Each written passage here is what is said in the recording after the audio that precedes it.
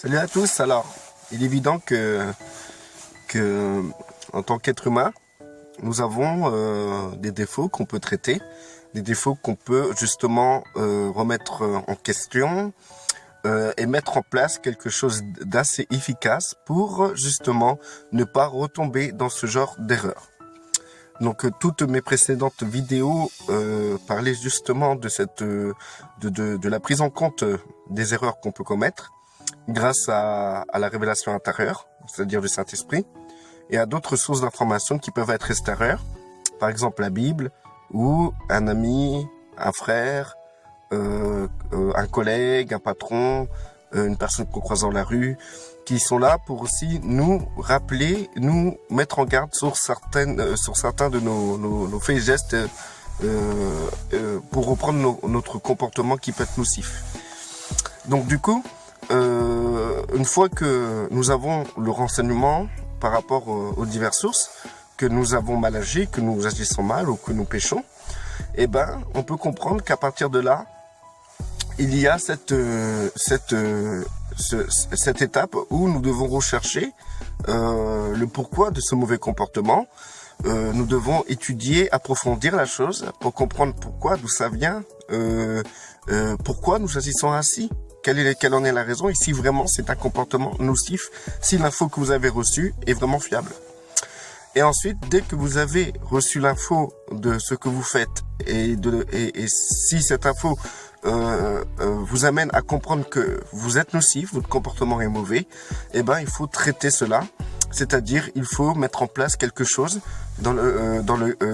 quelque chose qui va vous aider à ne plus retomber justement dans ce genre de situation. Donc, ce que je peux vous dire, c'est que ça peut marcher sur certains trucs, certains comportements, mais pas sur d'autres. En fait, je vais vous expliquer.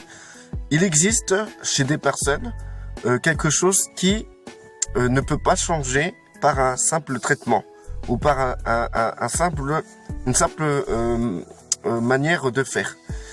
Parce que il y a certaines choses qui, justement, vont bloquer la personne et vont empêcher la personne à pouvoir gérer cette situation, cette crise, ce comportement nocif et explosif, nocif et aussi gênant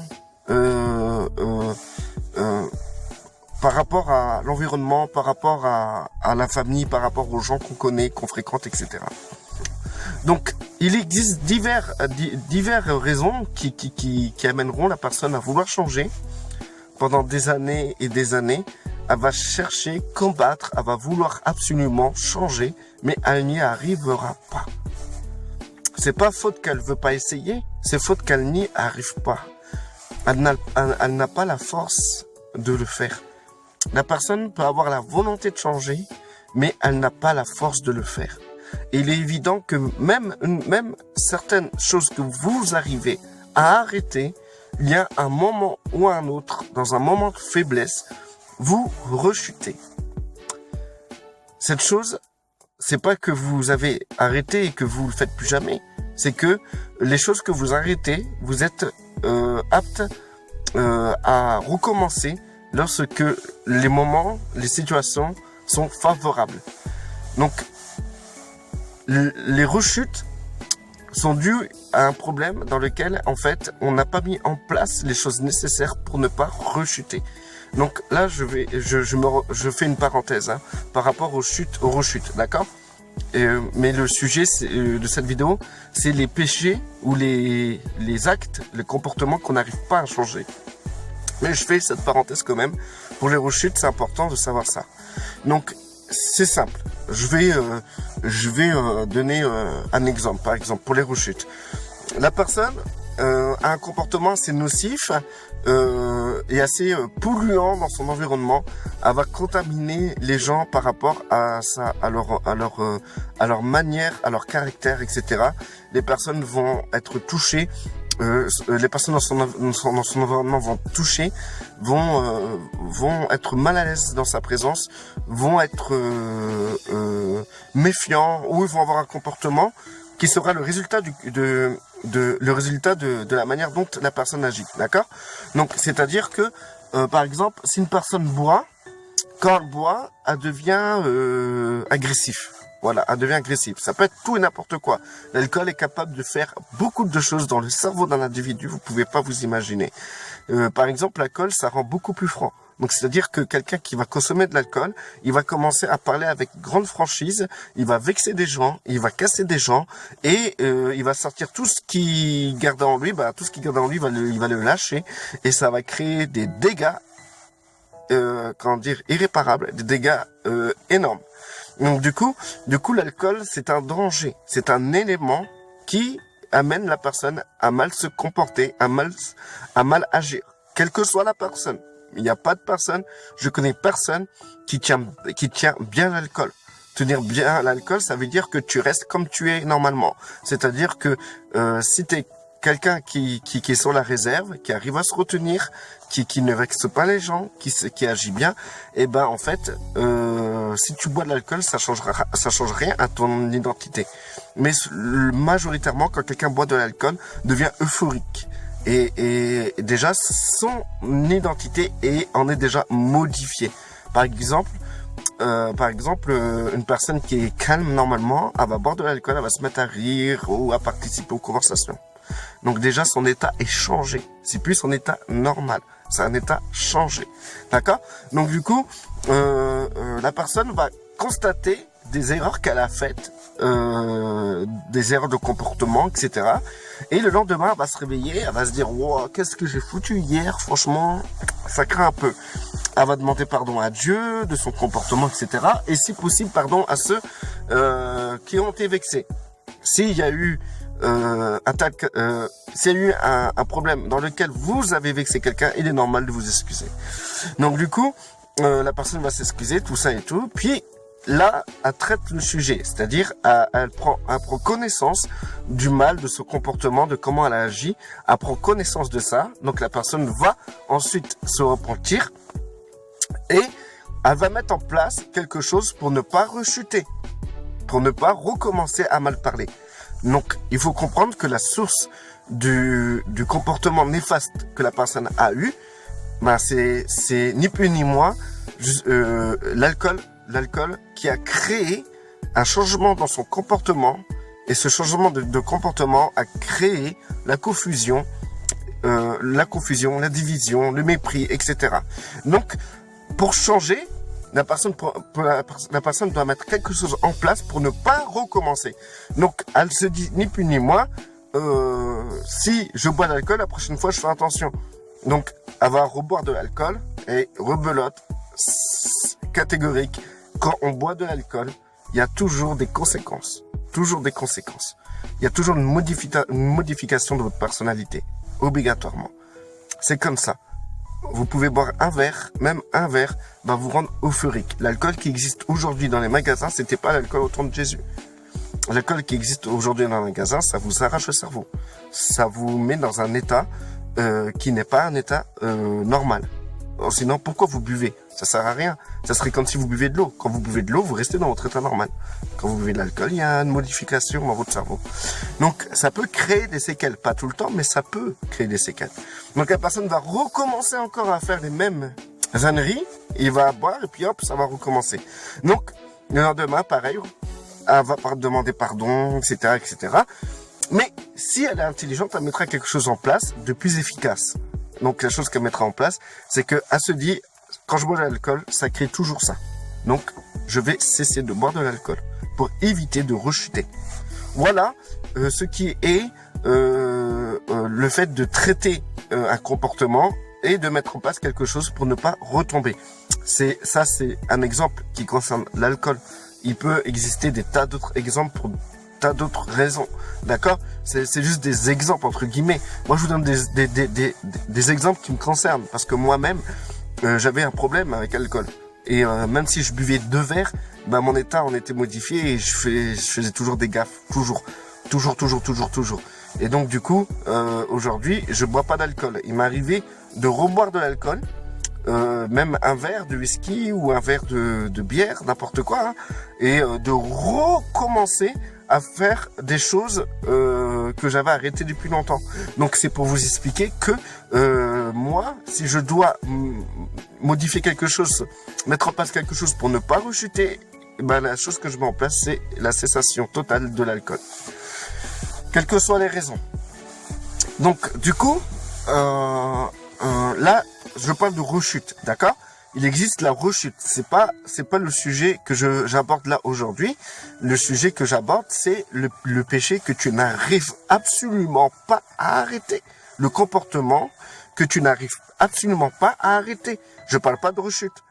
Les rechutes, c'est, t'arrives, tu pêches, tu chutes, t'arrêtes pendant un moment parce que t'as mis des choses en place et tu rechutes plus tard. Ça, c'est une rechute. Vous avez quand même réussi à arrêter. D'accord?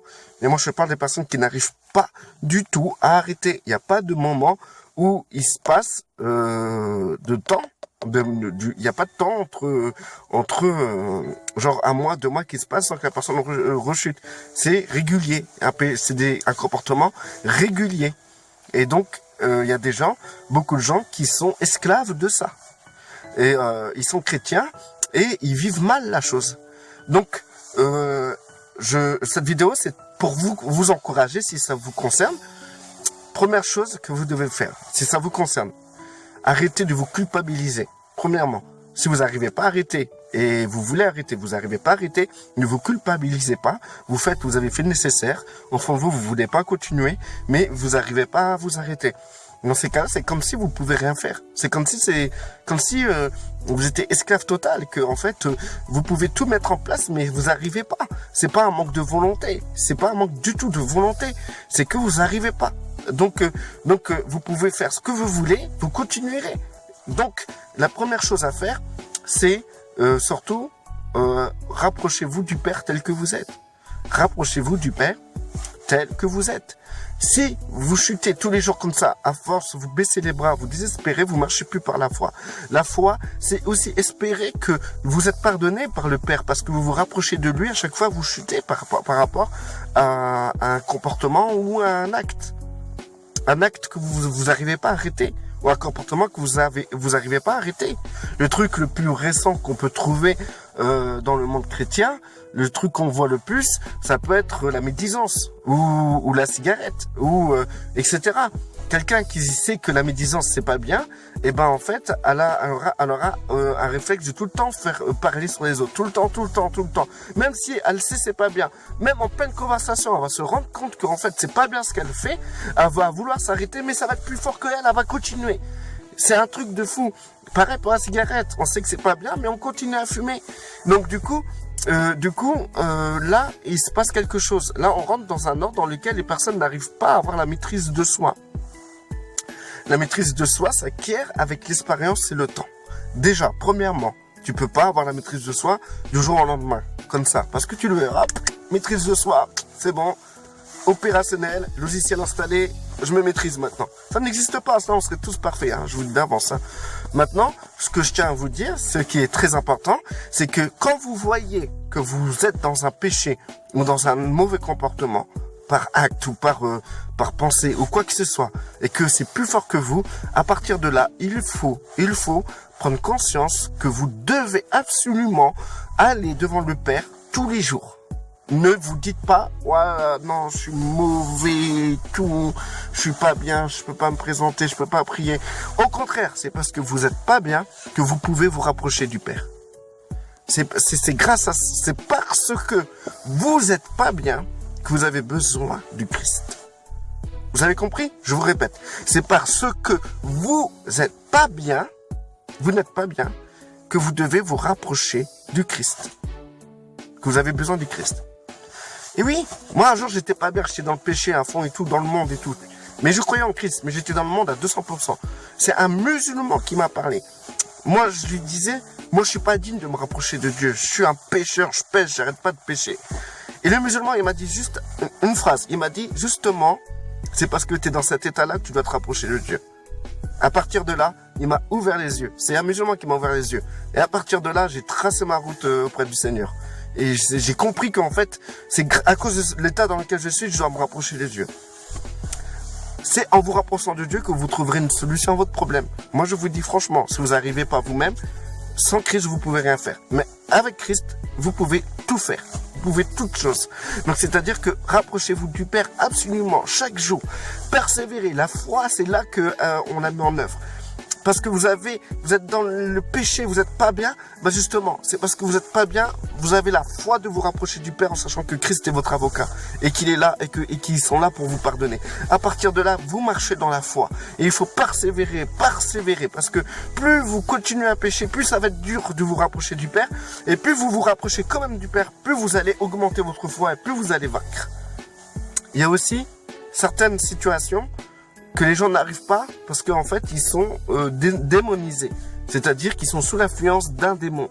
Et là, à partir de là, il faut une délivrance. Donc, pour savoir faire la part des choses, si c'est un démon ou si c'est pas un démon, c'est simple. Chassez le démon qui vous pousse à faire cet acte ou à vous comporter de telle façon. Si vous continuez à vous comporter de telle façon, c'était pas un démon, c'était vous. Et dans ces cas-là, il faut traiter la chose. Et la chose qu'il faut faire, qu'est-ce qu'il faut mettre en place? Il faut pas mettre en place quelque chose qui vous empêchera de rechuter ou de chuter. Il faut mettre en place directement rendez-vous fixe et total avec le Père. Voilà ce que vous devez mettre en place dans cette situation, dans ces cas-là. Et surtout, ne vous culpabilisez pas. Culpabilisez-vous plutôt de ne pas aller vers le Père parce que vous vous sentez pécheur. N'oubliez jamais que vous êtes venu vers le Père parce que vous étiez des pécheurs.